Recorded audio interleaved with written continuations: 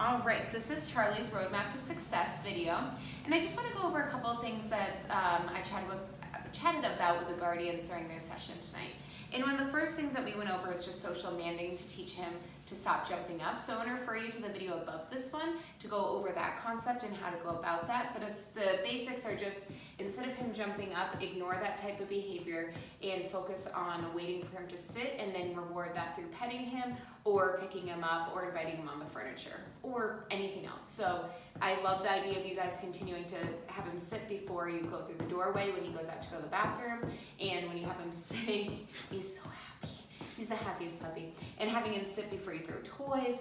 Anytime that he could be essentially darting somewhere to go, somewhere like he could dart to go and grab his food, have him sit first, give him his food. Just put in those types of practices, have him sit first. What a good boy. The other thing along those lines are if he is doing attention demanding behavior, meaning he's pawing at you, jumping up at you, barking at you, running over and nipping at your feet and taking off, anything where he's trying to demand your attention, that's the type of behavior that you want to ignore. So, hello sweet boy, I know. So ignore that type of behavior, and that also means averting eye contact. So remember that you don't want to be looking right at him. That will keep him jumping up at you, barking or pawing at you, doing whatever the case might be.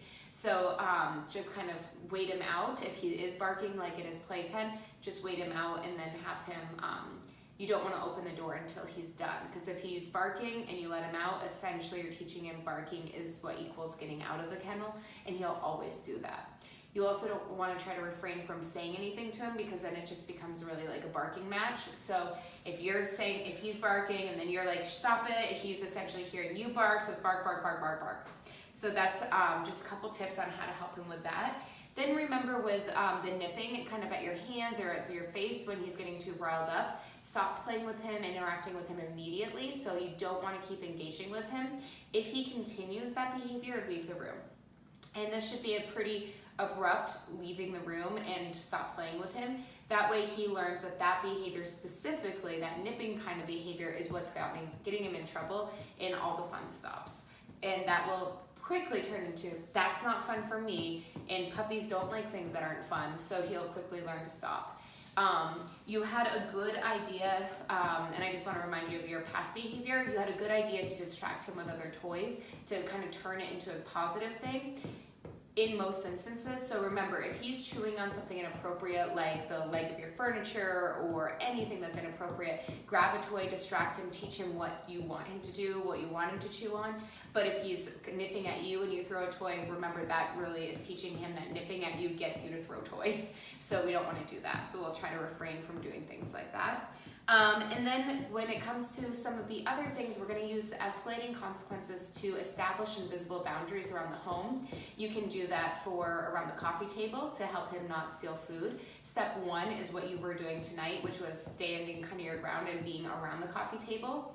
But the second level would be getting to the point where he's getting good enough at this that you're able to go into the kitchen and leave food on the table without him taking it. So you might want to practice just starting to walk away slowly, keeping your eye on him until you get to the point where you can be in the kitchen or in another part of the room and you know full well that he won't touch the food.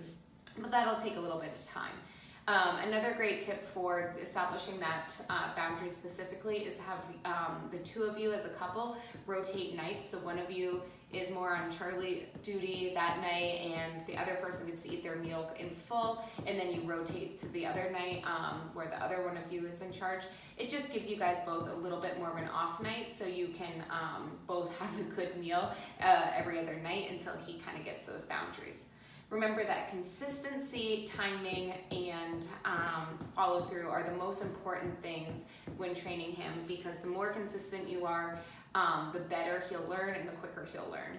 And with that consistency comes those boundaries. So remember that both of you guys want to be really consistent with wherever you're setting the invisible boundaries. So make sure that you're both on the same page when you establish a new boundary and that you're holding that boundary stable. If you need to, use painter's tape to put it down for the first week or two to help you remember what those boundaries are.